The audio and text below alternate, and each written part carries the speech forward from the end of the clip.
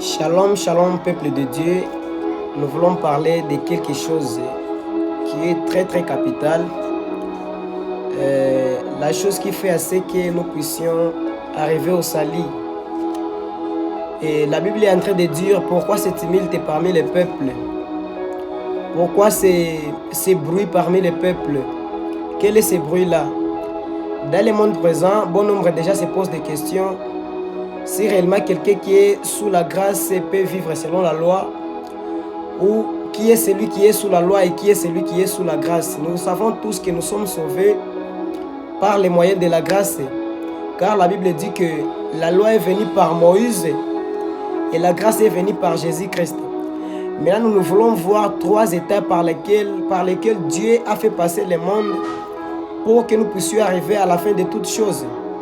Quand je dis la fin de toutes choses, c'est que l'accomplissement de tout ce que Dieu a fait qui concerne le salut de l'homme. Dieu a commencé par tirer le peuple d'Israël sous la domination pharaonique. Il les a délivrés pour qu'ils aillent lui rendre culte dans la terre promise selon la promesse de Dieu à Abraham. Aujourd'hui, nous allons parler de ces trois étapes-là parce que Dieu a utilisé la loi, mais la loi n'était pas en mesure de sauver l'homme. Après la loi, Dieu lui-même a décidé de venir dans le monde. Il s'est revêtu en chair, car la Bible dit dans le livre de Jean, chapitre 1er, que la parole est faite chair. C'est que Dieu a revêtu la chair. La spiritualité a revêtu l'humanité pour que nous puissions maintenant avoir l'éducation en provenance de Dieu, qui est la grâce.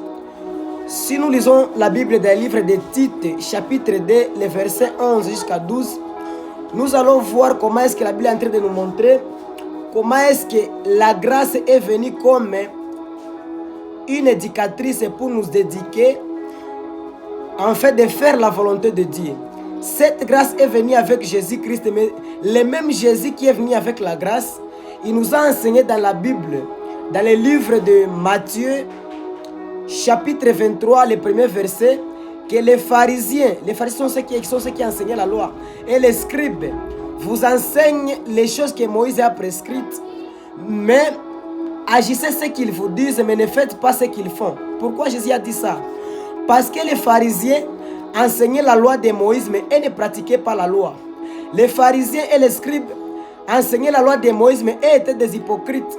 Raison pour laquelle dans Matthieu 23, 26, Jésus leur dit quoi? Jésus leur dit que, hypocrite que vous êtes, il a fallu commencer par l'intérieur de la coupe afin que l'extérieur devienne net.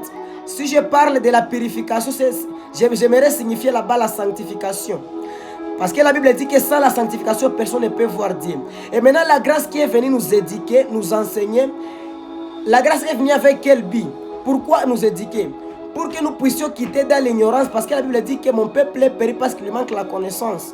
Mais Dieu veut que nous ayons la connaissance pour arriver au salut. Maintenant, cette connaissance ici, c'est celle que nous voulons révéler au travers des Écritures. Nous voulons parler maintenant, la source de toutes choses, c'est les peurs. Lui qui s'est révélé à Moïse dans les buissons ardents et a donné à Moïse la loi pour qu'il puisse venir les communiquer au peuple d'Israël. Raison pour laquelle quand le peuple d'Israël a manqué Moïse, ils ont dit à Aaron de les fabriquer quoi? L'idole. Parce qu'ils avaient mis leur croyance à Moïse plutôt que de les mettre en Dieu. C'est Dieu qui travaille avec Moïse. Ils n'avaient pas raison de mettre leur foi à Moïse. Ils ont ignoré que Moïse n'est pas présent, mais Dieu, lui, est omniprésent. Il fallait craindre Dieu qui est omniprésent plutôt que craindre Moïse qui est sur la montagne. S'ils avaient la révélation de l'omniprésence de Dieu, ils n'allaient pas fabriquer quoi? Fabriquer l'idole, les veaux d'or. Raison pour laquelle Aaron aussi qui ne comprenait pas, lui aussi a fabriqué. Mais Moïse qui était choisi par Dieu, quand il est venu, la colère lui a pris et il a maintenant fait quoi? Il a mal agi en brisant quoi? La pierre sur laquelle, ou la tablette sur laquelle était écrit le 10 commandements. Nous ne sommes pas là. Maintenant, le Père qui est la source de toutes choses a vu que la loi, avec la loi, il était impossible que l'homme soit sauvé. Parce que la Bible dit que la loi, c'est la connaissance du péché. Mais quand l'homme connaît maintenant le péché, la loi nous envoie maintenant où? Au Christ. Parce que la loi est comme le miroir. Nous utilisons le miroir pour voir notre vraie figure. Et quand nous voyons notre figure, nous trouvons maintenant des boutons dans notre figure. Il faut que nous puissions maintenant trouver un médecin pour guérir ces boutons. Maintenant, le médecin là qui guérit la loi, c'est Christ. Raison pour laquelle Christ est venu pour condamner les péchés sur la croix. Il est venu condamner la loi sur la croix. Il n'était pas venu abolir, mais accomplir. Accomplir quoi? Accomplir que le péché a pris fin. Si le chrétien peut continuer à faire les péchés, ce qu'il doit savoir est que le péché avait déjà pris fin sur la croix. Parce que Jésus avait dit que tout est accompli. Ça, c'est la deuxième étape que Dieu a utilisée pour nous amener au salut. Il a envoyé maintenant Christ comme fils pour qu'il puisse mourir en condamnant quoi? En condamnant le péché. Et enfin, Christ, quand il a vaincu les péchés, il a dit quoi aux disciples? Il a dit, je pars, mais je ne vous laisse pas orphelin. Je vous enverrai le Saint-Esprit. Pourquoi nous envoyer le Saint-Esprit? La Bible dit que le Saint-Esprit est notre consolateur. La Bible dit que le Saint-Esprit est notre guide. Et la Bible nous dit encore que tous ceux qui sont conduits par l'Esprit de Dieu sont enfants de Dieu. C'est que les hommes sont quittés par la loi. La loi n'était pas à mesure de sauver. Dieu a envoyé les hommes par son Fils. Le Fils a éduqué les hommes. Mais après avoir éduqué les hommes, le Fils a vu que les hommes ne peuvent pas être à mesure de plaire à Dieu aussi longtemps que les hommes ne sont pas sous les guides de l'Esprit Saint. Sous quoi? Sous la direction du Saint-Esprit. Maintenant, quand l'homme parvient à croire en Jésus-Christ, tu n'es plus sous la loi, mais tu es sous la grâce que Jésus-Christ t'amène. Mais cette grâce, selon les Écritures qu'on a dit dans Tite 2:11, cette grâce-là est une éducation qui nous éduque. Ça nous éduque à faire quoi? Ça nous éduque à faire la volonté de Dieu. Cette grâce maintenant nous envoie au Saint-Esprit pour que nous soyons guidés par l'Esprit de Dieu. Parce que mon esprit et ton esprit ne sont pas à mesure de faire la volonté de Dieu. Mais notre esprit doit s'humilier en dessous de l'Esprit de Dieu afin d'accomplir la volonté de Dieu. Parce que mon esprit peut avoir des choses qui sont loin de Dieu à cause de l'ignorance. Mais quand j'ai la connaissance de la parole de Dieu qui a été inspirée par le même esprit de Dieu, là je ferai la volonté de Dieu. Mais ce qui m'étonne souvent est quoi? Les gens aujourd'hui ont ignoré l'éducation de la grâce en croyant qu'ils seront sauvés par la grâce. Non. Sachez bien là aujourd'hui, et ce que j'aimerais conseiller au peuple aujourd'hui, c'est quoi? La grâce que nous pouvons croire nous sauver. Oui, la grâce, nous sommes sauvés par les moyens de la grâce. Mais aussi longtemps, nous rejetons l'éducation de la grâce. Les conseils que les grâces nous prescrivent, nous devons ignorer et se salir. Mais si nous nous attachons à la grâce, en suivant ce que la grâce nous dit, là nous ayons quoi?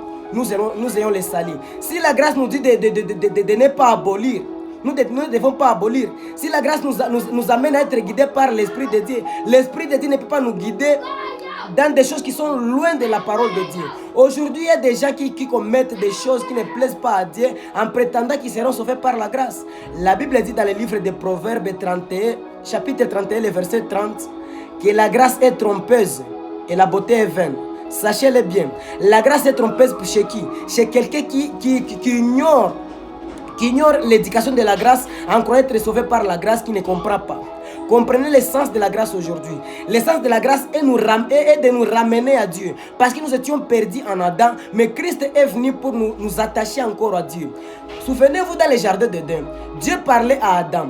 Mais quand Adam a commis le péché, il est allé fuir la présence de Dieu. Pourquoi fuir la présence de Dieu? Parce que dans la présence de Dieu, il n'y a pas les iniquités. Dans la présence de Dieu, il n'y a pas les péchés. Dans la présence de Dieu, c'est la sanctification. Et avant qu'Adam fuit, il obéissait à la parole de Dieu. Il obéissait à ce que Dieu lui avait interdit. Mais quand Ève est venue, Adam était tombé. Raison pour laquelle aujourd'hui, n'utilise pas la grâce en croyant qu'il sera sauvé par la grâce. Non. Dieu qui donne la grâce, c'est un Dieu aussi de la justice. La grâce de Dieu qui est le moyen par lequel nous sommes sauvés, ne peut jamais boycotter la justice de Dieu. Si Dieu a donné à Adam la punition, si Dieu a donné à Ève la punition, si Dieu a donné au serpent la punition, c'est parce que Dieu est juste.